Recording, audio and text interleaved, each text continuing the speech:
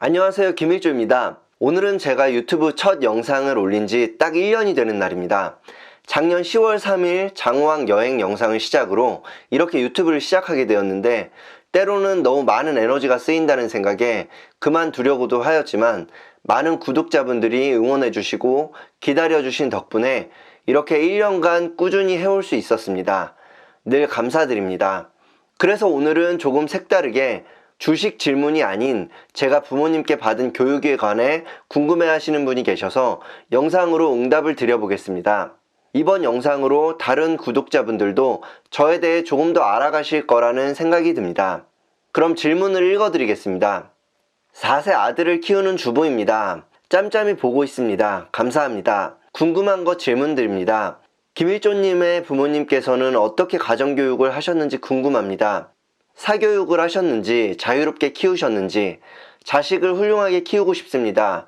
부모님이 어떤 분이셨는지 알려주세요. 자식을 논리적이고 이성적이게 말도 잘하는 아이로 키우고 싶습니다. 네, 우선 저는 자유롭게 자랐지만 보수적으로 교육받았던 것 같습니다.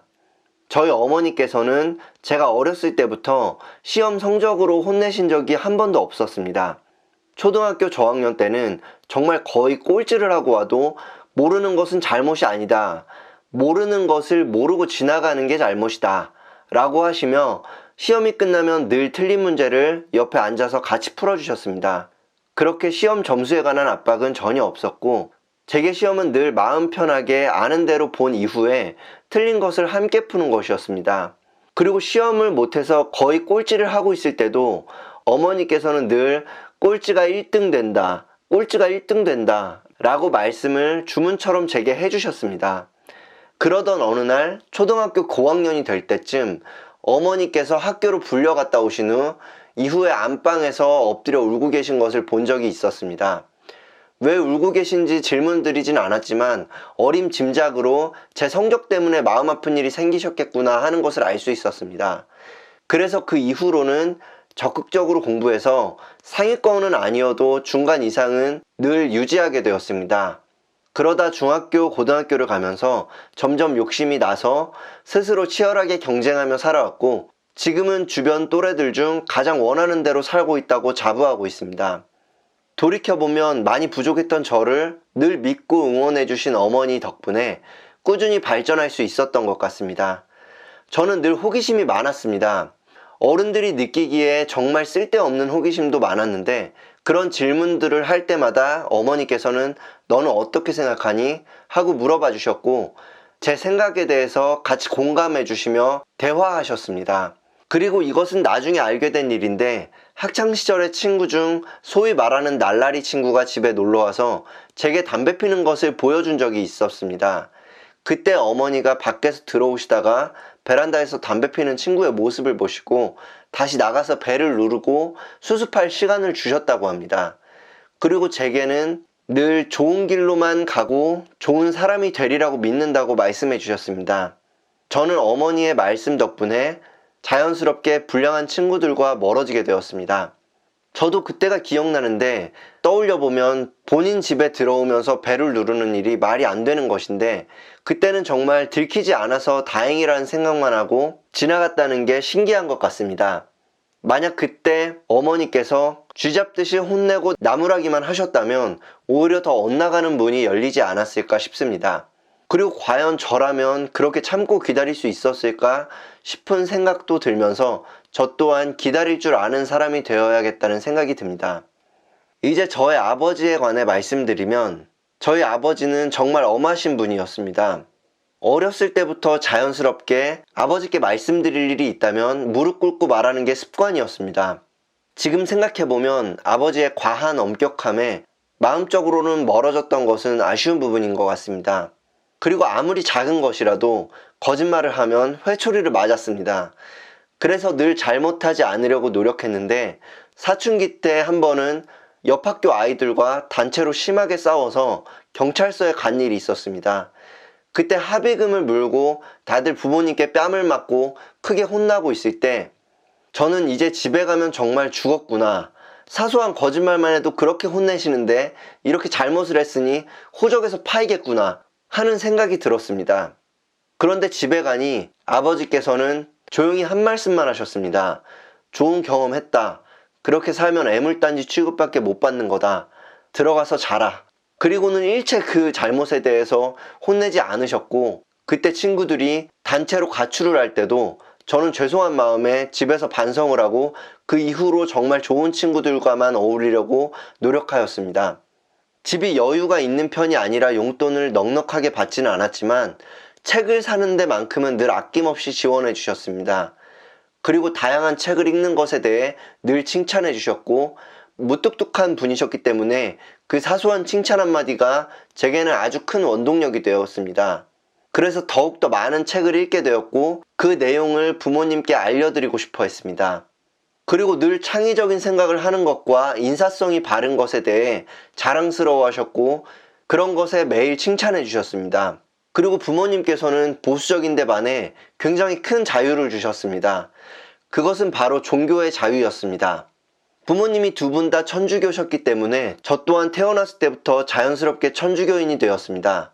그런데 고등학교 때 제가 불교 학생회장을 하는 것을 허락해 주셨고, 불교 경전을 열심히 읽는 것도 칭찬해 주셨습니다. 그리고 대학생 때는 기독교가 궁금해져서 몇 년간 기독교를 다녔는데, 그때도 종교가 있는 것은 좋은 일이라며 응원해 주셨습니다. 지금은 자주 나가지는 못하지만 부모님과 다시 천주교를 다니고 있습니다.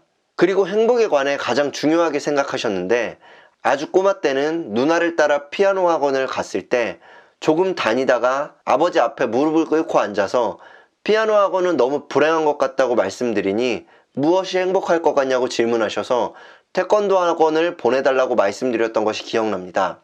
그 다음날 저는 바로 태권도 학원을 등록하여서 다닐 수 있었습니다. 이런 비슷한 일이 한 번 더 있었는데, 그것은 대학교였습니다. 처음에 멋모르고 컴퓨터학과가 뜬다고 해서 컴퓨터학과를 갔다가 너무 적성에 안 맞아서 아버지께 이 학과는 적성에 안 맞고 불행해질 것 같다고 말씀드리니 바로 재수학원에 등록해 주셨습니다. 그리고 저는 금융 관련 학과를 다시 가서 행복한 대학 생활을 할 수 있었습니다.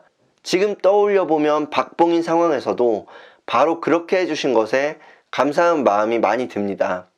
아버지는 종종 행복에 관해서 말씀해 주셨는데, 벽을 가리키시며 행복은 저 밑에서부터 죽는 마지막 순간까지 최대한 하락 없이 꾸준히 조금씩 올라가는 것이 가장 행복한 일이라고 말씀해 주셨습니다.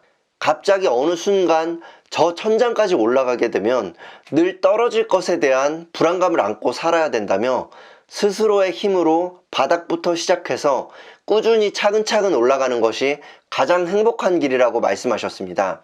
그래서 어쩌면 저는 그 천장을 말도 안 되게 닿을 수 없을 정도로 높게 만들게 되었는지도 모르겠습니다. 그리고 저희 집은 신문을 꼭 2가지 이상 모았는데, 반드시 포함된 그 2 신문사는 바로 조선일보와 한겨레였습니다. 언제나 양쪽 입장을 봐야 한다고 알려주시고 실제로도 보여주셔서 저 또한 객관적으로 세상을 보려고 노력하며 살았던 것 같습니다. 미래에 관해서는 늘 너가 우리를 알려줘야 한다. 미래는 어떻게 변할지 부모는 알 수가 없다. 너가 공부해서 우리를 알려줘야 한다고 늘 말씀해 주셔서 미래에 관한 책과 강연을 볼 때면 꼭 집에 가서 저녁 때 자기 전에 미래는 앞으로 어떻게 변할 것이라고 설명드렸고, 그런 저의 얘기를 2분은 늘 기쁘게 들어주셨습니다. 제가 20살이 되어 아르바이트를 시작하게 됐을 때는 아르바이트를 하며 3개월 이상 한 이후에 그 사업의 한 달 매출과 경영하는데 어려운 일은 무엇인지 알아오면 그 아르바이트 월급만큼 보너스를 주겠다고 하셨습니다. 그래서 저는 어떤 아르바이트를 하든 3개월 이상 하였고, 또한 그 사업은 어떤 장단점이 있는지 자연스럽게 생각해보고 배울 수 있었습니다. 요즘 들어 제가 스스로 노력해서 정말 잘 살고 있다고 생각했던 것 같은데, 구독자님께서 좋은 질문을 해주신 덕분에 저도 다시 한번 제 인생을 돌아보게 되었고, 또한 부모님께 감사한 마음이 듭니다. 오늘 영상은 주식 관련 영상이 아니라 조금 걱정되기도 하지만, 구독자분들께서 제가 어떤 사람인지 알아가시는데 조금이나마 도움이 되셨기를 바라며, 앞으로도 여러분들의 다양한 질문들에 좋은 응답을 드릴 수 있도록 늘 노력하도록 하겠습니다. 여러분들의 한 번의 좋아요 클릭은 제가 영상을 꾸준히 만드는데 큰 응원의 메시지가 됩니다. 그럼 앞으로도 꾸준히 좋은 영상 만들도록 열심히 노력하겠습니다. 다음번 영상에서 뵙겠습니다. 감사합니다.